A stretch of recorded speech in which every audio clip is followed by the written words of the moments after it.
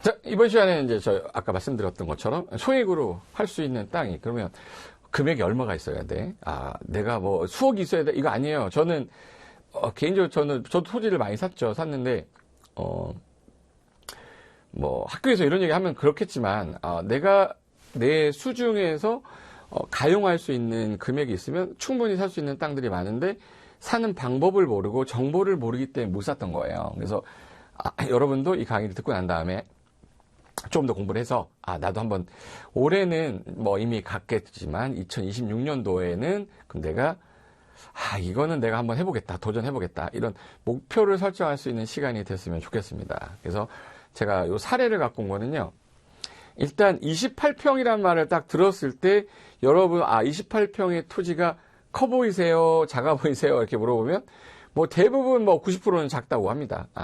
물론 저도 작다고 생각은 하지만 28평 땅으로도 할 수 있는 게 있을까? 있습니다. 있는데 내 머릿속의 아이디어는 뭔가를 하기 위해서 이 토지가 필요한데 28평은 너무 작은 거 아니야? 라는 그 한계를 딱 머릿속에 두고 바라보기 때문에 저게 작아 보이는 거예요. 할 수 있는 게 어마어마하게 많습니다. 예를 들어서 이분이 제가 그때 토지 관련돼 가지고 상가를 개발하려는 분이었었어요. 근데 제가 강의를 어디서 했었냐면 그때 일산의 무슨 학원이었는데 제가 토지 경매 강의를 2008년부터 2010년 거기서 좀 했었어요. 근데 그때 당시 수강생 분들이 대략 한 40명 정도 됐는데 연세가 거의 다 한 30대는 없었고요. 거의 40, 50대 남성분이 많았어. 토지다 보니까 좀 뭔가 뭐 개발을 하려고 했던 분들인 것 같아요. 그래서 그때 당시에 수강생 중에 30대 젊은 친구가 있었는데 그 친구가 하고 싶었던 게 뭐였냐면 그 여의도 쪽에 증권사 다니는데 주말에 강의를 하니까 주말에 자기가 뭔가 재테크를 좀 하고 싶은데 상가 같은 걸 지어가지고 매달 월세를 좀 받으면 자기 여기 은퇴하고 딴 거 하고 싶다는 거예요. 근데 돈 잘 버는데 왜 그러냐 했더니 생각보다 스트레스 되게 많이 받는 직업이고 그만큼 뭐 대우도 좋긴 하는데 좀 뭔가 변혁이 필요하다라는 생각을 갖고 있는 젊은 친구인데 사고방식도 되게 진취적이었기 때문에 제가 그럼 나중에 한번 뭔가 한번 해보자라고 했었는데 이 친구가 자금이 없다는 거야.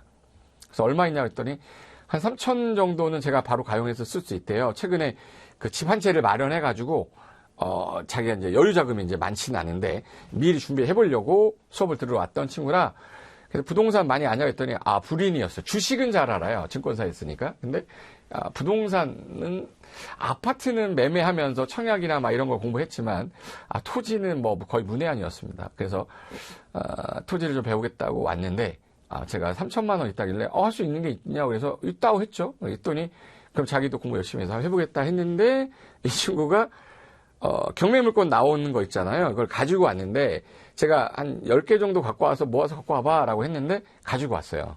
가지고 왔는데 정말 터무니없는 땅도 되게 많았습니다. 그래서 토지용계 확인서를 봤는데 이걸 갖고 어떻게 해? 그래서 이거 버려 하는데 딱 2개가 괜찮은 게 있더라고요. 일단 땅을 사서 이 친구가 뭐 약간 상가 같은 거 조그만 어떤 뭐 편의점이라도 지어서 거기서 월세를 받고 싶다 이걸 하고 싶대였어요. 그래서 그러면 이제 건축이 돼야 될 거 아니에요? 근데 건축이 안 되는 땅만 뭐 8개 갖고 온 거야. 그래서 걔는 버리고 가능성 있는 땅 중에 2개를 봤는데 하나가 요 땅이었습니다. 토지가 요 토지거든요. 여기 이렇게 철조망 친 바리케이트 친 요 땅이었어요. 딱 봤을 때 보세요. 이때 당시에 이 뒤쪽에 아파트 개발 예정이었고요. 그리고 딱 교회가 하나 딱 붙어 있네. 주말마다 시끄럽겠죠. 그리고 이제 식당이 하나 있었습니다. 그리고 코너에 이 도로 들어가는 코너에 있던 28평입니다. 자, 여러분이면 이 땅 사시겠습니까? 이 땅? 마음에 들면 뭐 살 수도 있겠지만. 근데 일단 땅을 사기 전에는요. 주변 환경을 봐야 되고요. 이 땅을 사려고 되팔 때 살려고 하는 뒷수요자가 있어야 돼요. 그 뒷수요자를 찾았다면 뭐 매각하고 엑시트하면 되겠지만 안 산다 그러면 평생 내 거로 남아있게 되기 때문에 조심하셔야 됩니다. 그래서 위치를 봤을 때 하늘에서 본 사진이요. 이때 당시에 그럼 보시면 여기 코너거든요. 코너에 뒤에 논이죠. 논이고 여기 교회 하나 있고 그리고 요 삼거리였습니다. 이렇게 생겼구나. 그래서 요 토지인데 28평이고요. 여러분 이제 부동산학과 다니시니까 계획관리지역은 아시죠? 계획관리지역이 도시지역이 아닌 지역에서 건폐율 40%.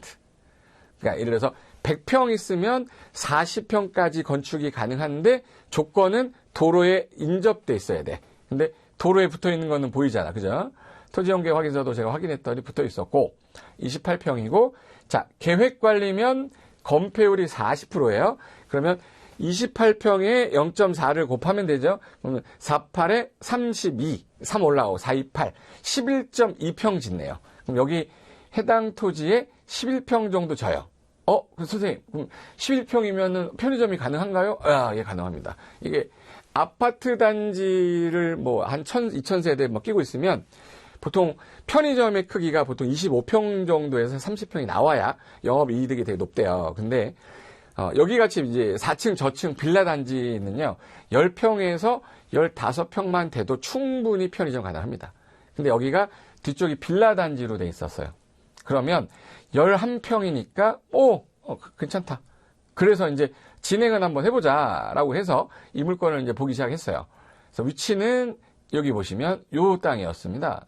2008년인가 9년이었기 때문에 그때 당시에는 여기 보시면 답으로 돼 있는데 보이죠? 여기가 이렇게 해서 아파트 개발 예정지다라는 것만 돼 있었고요.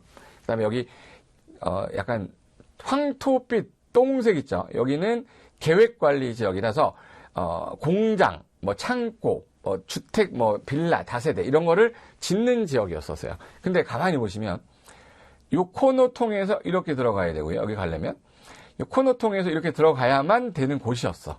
그러면 유동은 엄청 많겠구나. 저는 이 위치가 마음에 들었어요. 근데 땅의 모양새는 그렇게 마음에 들지 않았지만 어차피 28평 중에 11평밖에 못 져요. 그러면 여기 앞부분은 주차장으로 하고 여기다가 11평 정도 되는 거 지면 되겠다. 요 생각이 됐고 그래서 금액을 봤더니 평당 그때 당시 90만 원이었어요. 그러면 이제 2,500만 원이면 매입이 가능한데 경매로 취득할 거기 때문에 1,000만 원이 안 들었습니다. 대출 나올 거니까. 그래서 그럼 나머지 1,000만 원 정도면 나머지가 얼마 남죠? 2,000만 원이 남으니까 건축하려고 그랬더니 건축비가 2,000원 넘더라고. 그래서 어차피 근생이야. 상가야. 뭐 잘 질 필요 없어요. 그래서 그때 당시 야 이걸 사면 컨테이너로 하자. 컨테이너로 하는데 그때 당시에 그거 있었어요. 컨테이너도 새 거는 한 2,500에서 3,000 했었거든요. 그 당시에도. 근데 중고가 좀 쌌어요. 700, 800. 근데 어차피 겉에 이쁘게 칠하고 안에서 물건이 안 얼고 겨울에. 여름에 안 상하면 되거든요. 그러니까 전기 잘 들어오면 되니까 그걸로 하자 해서 시작을 일단 하자. 이렇게 해서 보기 시작했는데 그때 당시가 패밀리 마트가 있을 때였거든요. 지금은 이제 CU랑 GS25 이렇게 CU로 바꿨잖아요. 근데 그때 패밀리 마트에 그 가맹하는 비용만 2,000만 원 가까이 됐어. 그러니까 얘 입장에서 못 하는 거지. 그래서 이름을 그냥 우리가 져서 편의점으로 가야겠다. 그래서 이 친구가 그 스포츠 토토를 되게 좋아했거든요. 그래서 토토 슈퍼 이렇게 하려고 했는데 또 토토가 안 된다는 거야, 이름이. 그래서 토토 말고 투투를 하자 해서 투투 슈퍼로 이렇게 갔는데, 딱 역사는 그렇게 됐어요. 네, 그렇게 됐는데, 매입하기 전에 가장 중요한 건 이쪽 지역이 나중에 인구가 소멸되는 지역이면 편의점은 안 되잖아. 그래서 인구 유입에 가서 예를 들어서 처음으로 막 개발이 신도시가 들어온 게 바로 왼쪽 라인에 운정이라는 신도시가 들어왔어요. 그래서 현재 위치가 여기인데요. 여기가 탄현이라는 곳이고 여기가 야당 쪽입니다. 근데 여기 이때 당시 요렇게 해서 바리케이트가 쳐가지고 운정 그 신도시 해가지고 그때 당시에 산을 좀 깎고 있었어요. 지금은 입주 완료됐지만 그때 당시는 그냥 허허 벌판이었습니다. 그리고 여기가 고양에 가면 고양시 일산에 가면 덕이지구라고 해서 그때 여기 도시개발 사업 예정지였고요. 여기 아파트들이 엄청 많았습니다. 근데 여기 이 도로 통해서 가면 이렇게 해서 나오면 왼쪽으로 해서 이렇게 하면 일산 들어가고요. 그래서 직진해서 가면 여기 자유로 나옵니다. 그리고 위로 가면 이제 파주 안쪽으로 들어가는 거죠. 그러니까 여기를 들어가면은 지하도로 들어가면은 바로 파주 운정, 지하도로를 나오면 고양 일산이에요. 경계죠, 경계. 그쪽에 있는 일산의 물건이었습니다. 그래서 왼쪽에 운정 신도시, 대규모 아파트 단지는 뒤에 있었고, 그리고 주간선도로, 요 주간선도로에 접해 있었기 때문에 평당 90만 원이면, 제가 볼 땐 되게 쌌어요. 쌌기 때문에 요걸 한번 해보자 해서 그때 당시에 자료를 내가 갖고 있었으면 좋았을 텐데 토지용계 확인서를 제가 그때 뭐 어디서 났는데 기억이 안 나요. 그래서 제가 새로 다시 발급을 받았던 건데, 자, 일단 위치는 야당동이에요. 파주시 야당동입니다. 야당동에. 자, 계획관리적인데 이때 당시에 저희가 매수를 그때 그 경매를 받을 때에는 성장관리방 이런 게 없었고요. 그냥 계획관리였습니다. 그리고 요렇게 생긴 요 빨간 색깔 선이 도로예요. 도로에 붙어 있는데 모양은 이게 끄트머리가 삼각형이라 좀 활용도가 떨어지니까 주차장으로 빼고 여기다가 짓는 게 맞겠다. 그래서 지목은 대로 돼 있고 면적이 93제곱미터니까 대략 28평, 30평이 약간 안 됩니다. 요때 요 모양이었어요. 그리고 가축 사육 제한 구역은요. 개발할 예정지들 같은 경우는 농사 짓더라도 축사를 하면 냄새 나잖아요. 도시화 시킬 지역은 축사 같은 거 못하게 해야 돼요. 그래서 축사를 아예 못하게 하려고 가축 사육 제한 구역을 만들어 놨던 거였고, 율치입니다. 여기 이렇게 해서 이렇게 생긴 거. 그리고 여기 보시면 뒤에 답으로 되어 있는 농지 보이시죠? 그리고 저쪽에 이제 막 다세대가 막 여기가 들어오던 찰나였고, 이렇게 해서 이쪽으로 들어가고 이렇게 들어간 삼거리였습니다. 자, 그러면 사진이 카카오맵 보시면 다 나와요. 2011년도 기준 사진이고요. 이때 당시 28평, 그리고, 보세요. 요거는 투투시포를 졌잖아요. 요게 뭐냐면, 요쪽이 삼각형 땅이다 보니까 주차장을 했고요. 그래서 여기다가 이렇게 되는 11평 정도 되는 컨테이너 슈퍼를 했어. 근데 토토하고 싶었는데 못해가지고 투투슈퍼로 한 거죠. 그 사이에 빌라 들어와 있죠. 그리고 여기가 이제 다 아파트 부지로 바뀌었고, 여기 없던 건물 생겼죠. 여기 자리에 새로 건물이 이렇게 생겼습니다. 여기 이제 시간이 지나면서 또 이제 돈 좀 되니까 이 투투가 뭐냐 해서 이제 편의점 돈도 있으니 이제 CU 하자 해서 이제 CU로 바꿨죠. CU로 바꿨고 이 사이에 빌라가 많이 들어왔습니다. 그리고 지금 현재 그때 당시 평당 건축비가 꽤 들어요. 뭐 250에서 280 정도 드는데 이제 우리는 요걸 했었어요. 이쪽에 아파트 단지 들어선 거 보이시죠? 아파트 단지가 들어섰고 여기 유동인구가 엄청 많아지는 지역이었고요. 그리고 여기 지역이 지금 현재 계획관리였는데 최근에 성장관리계획구역이 지정되면서 건폐율 10%가 완화가 됐어요. 그래서 지금 현재 지은 거에 10% 더 질 수 있어. 더 질 수 있어. 그러니까 28평에 10%니까 2.8평이면 그 2평 정도, 3평 정도를 더 증축이 가능하게 됐습니다. 그리고 여기 이때 당시는 건축 면적은 11평 이렇게 되어 있고요. 그리고 1종 근린생활시설로 편의점 이렇게 되어 있었습니다. 자, 그때는 최근에 우리 편의점 보시면요. 대부분 이제 이런 컨테이너 같은 걸로 합니다. 그래서 이거 갖다 내려놓고 안에 내부 뭐 인테리어 좀 하면서 그래야 건축비도 가장 저렴하고요.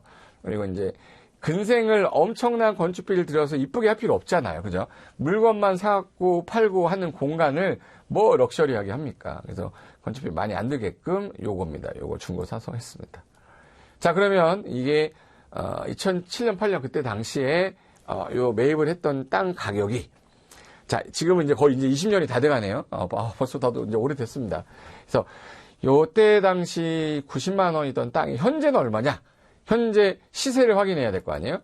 그래서 주변에 실제 거래된 사이트 여러분들 그 밸류맵이나 또는 그 리치고 이런 사이트 들어가시거나 부동산 플래닛이라는 사이트 가시면 주소 집업만 넣으시면 해당 실거래된 금액이 얼마였다라는 게 이렇게 지도상에 표시가 돼서 눈으로 보기 편하니까 뭐 부동산학과 다니시니까 다 아시겠죠? 그렇게 해서 확인하시면 제가 그때 당시 확인했던 겁니다. 자, 최근 확인한 건데요. 이게 28평 토지 가격 얼마인지 확인하려고 봤더니 거래를 했더라고요. 그러니까 그 친구가 누구한테 팔고 또 팔았는지 뭐 했는지 모르겠어. 일단 최근이니까 23년 11월 달에 2억에 팔았어요. 물론 물건값은 그때 그 친구한테 근데 야 이거 건물을 짓고 하는 거 좋은데 물건을 갖다 팔려면 물건이 있어야 될 거 아니야. 너 그 매수 어떻게 할 거야 했더니 어머니가 좀 도와준다 그랬대요. 그래서 어차피 나중에 나올 때 물건값을 받고 나오니까 물건 받아가지고 파는 것만 하는 거니까 뭐 어차피 그거는 뭐 권리금 쪼죠. 받았다가 나중에 다시 권리금 받으면 되니까. 그래서 들어간 금액은 이렇게 보시면 돼. 이 친구가 만약에 지금 팔았다라고 하면 그때 당시 들어간 게 2,500인가가 안 들어갔단 말이에요. 근데 매매가 2,200이면은 그동안 매달 거기서 나왔던 수익이 200에 300은 나왔을 거고 최근에 뭐 500건 나왔을 건데 근데 그거를 다 가져갔고 양도 차익도 가져가잖아요. 왜? 땅값이 상승했기 때문에 그래요. 주변에 땅값을 봤더니 평균 710만 원에 거래됩니다. 710만 원이면 잘 보세요. 제가 아까 수익성이었기 때문에 매달 월세라는 수익도 받을 수도 있고 본인이 경영했으면 뭐 500에서 600을 가져갔을 거 아닙니까? 그리고 나서 되팔 때 양도 차익까지 나왔잖아요. 그죠? 결론 2억 정도가 차익이 나온다는 현재라면 그러면 이때 당시 90만 원이 현재 얼마가 된 거예요? 710만 원이잖아. 그러면 몇 배가 올라간 겁니까, 지금? 710만 원이면 90만 원을 따졌을 때 9, 7, 63, 그러니까 8배. 대략 8배가 올라간 거야. 근데 우리가 아파트 가격이 보통 10억, 20억 되는 거는 20년 걸리거든요. 20년 걸렸단 말이야. 근데 얘는 8배잖아. 제가 했던 사례지만 이런 거 사례가 더 많이 있어요. 물론 지금 와서 저 땅을 사면 그렇게 수익이 안 나지만 지금 710만 원으로 샀지만 여러분이 10년 뒤에 팔 때는 또 올라 있겠죠. 만약에 너무 주변이 개발이 호황이라 뭐 1,000만 원을 넘고 2,000만 원이 됐다면 물론 많이 올랐겠지만 뭐 3,000원이 됐다면 근데 이때 당시가 땅 가격이 쌀 때였단 말이에요. 그러면 서울, 인천, 경기도 수도권을 제외하고도 지금 현재 90만 원에 아까 그런 땅이 살 수 있는 땅이 있냐? 있죠. 뭐 전라도만 해도요. 농지로 돼 있거나 대지로 돼 있는데 평당 100만 원짜리 땅들도 되게 많아요. 근데 여기처럼 뭐 강남처럼 막 수십만 배가 오르진 않겠지만 여기처럼 막 10배, 8배가 올라가는 것들은 10년, 20년이 지나면 가능성이 있다라는 거야. 왜? 워낙 아직 싸기 때문에 그래요. 서울 땅 평당 3억, 4억 가는데 지방 땅 평당 30원일 수는 없잖아. 그죠?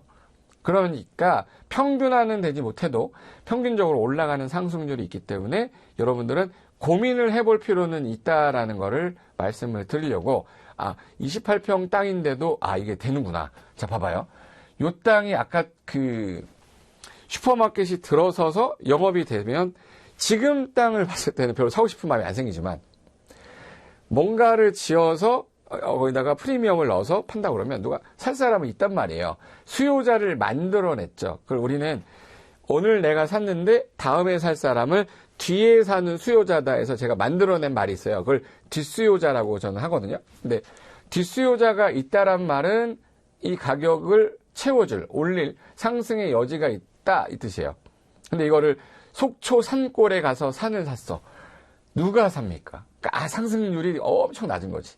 근데 아까처럼 도로가 확장이 되고 신도시가 들어서고 아파트가 들어서고 뒤에 빌라가 들어서는데 그럼 수요자는 많아져.